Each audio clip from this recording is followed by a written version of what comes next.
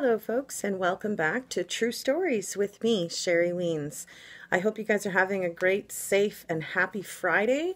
I wanted to share the story about David and Louise pleading guilty to 39 counts out of the 88 felony charges that they had. Now, back in January 2017, one of their daughters had escaped through a window and called 911. It was later found out that 13 of their children, ranging in ages from 2 to 29, were sort of being held in the home, some against their will, chained up to various items of furniture. They were malnourished, certainly were not being cared for well. Now, David and Louise Turpin were charged with, and accused with starving their children, beating them, inflicting abuse in various forms. Now, they have pleaded guilty, which means, they are going to be facing a maximum life sentence in prison with possibility of parole in approximately 7 years. So I'm wondering if you guys feel that this is,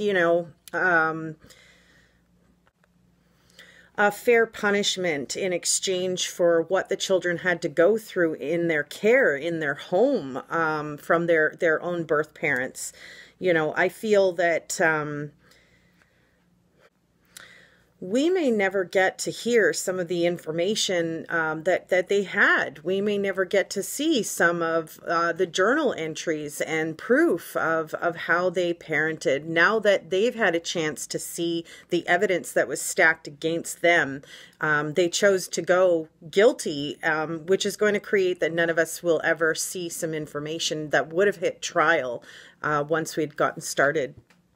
They both had charges of perjury as well as torture and false imprisonment and abuse. So it will be, interesting to see what type of punishment is administered to them for what they've done. And I would love to hear what you guys think of this entire situation. And I'm sure that some of you are going to be a little disappointed that we aren't going to be able to proceed with trial.